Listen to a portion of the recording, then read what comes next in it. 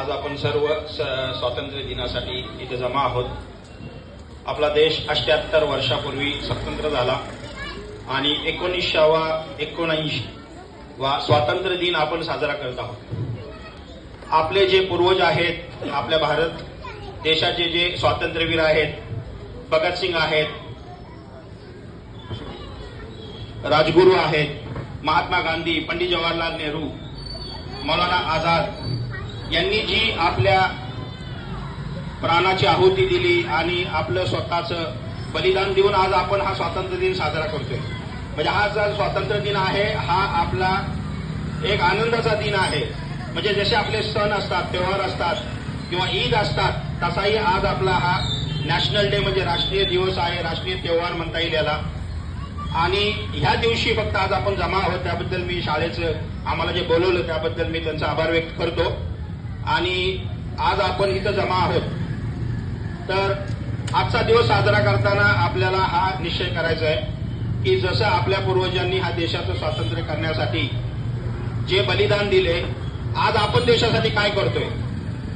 आज आपण वर्षातनं 2 दिवस फक्त 26 जानेवारी आणि 15 ऑगस्ट हा साजरा करतोय।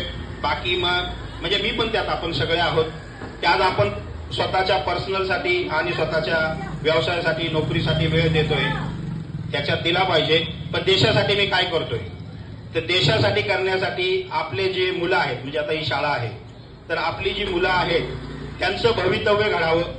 आमची मुलं हे IAS ऑफिसर व्हावी, गव्हर्नमेंट ऑफिसर व्हावी, इंजिनियर, डॉक्टर्स व्हावे आणि ते देशासाठी देशाची सेवा करणारे बनावे।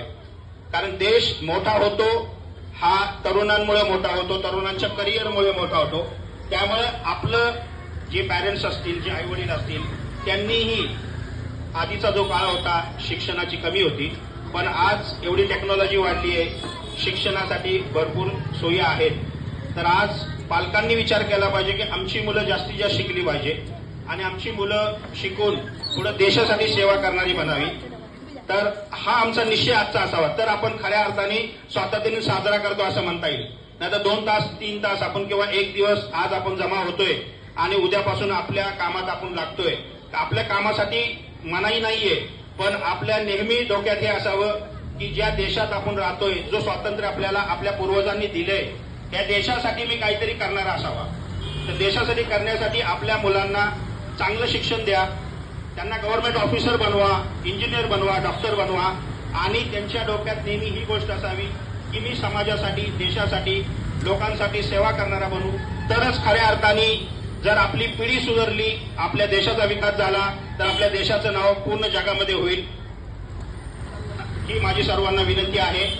परत एकदा मी शाळेला आणि इथे जमा झालेल्या सगळ्यांना मला इथं बोलवल्याबद्दल धन्यवाद आणि स्वातंत्र्य दिनाच्या सर्वांना हार्दिक शुभेच्छा। जय हिंद, जय महाराष्ट्र।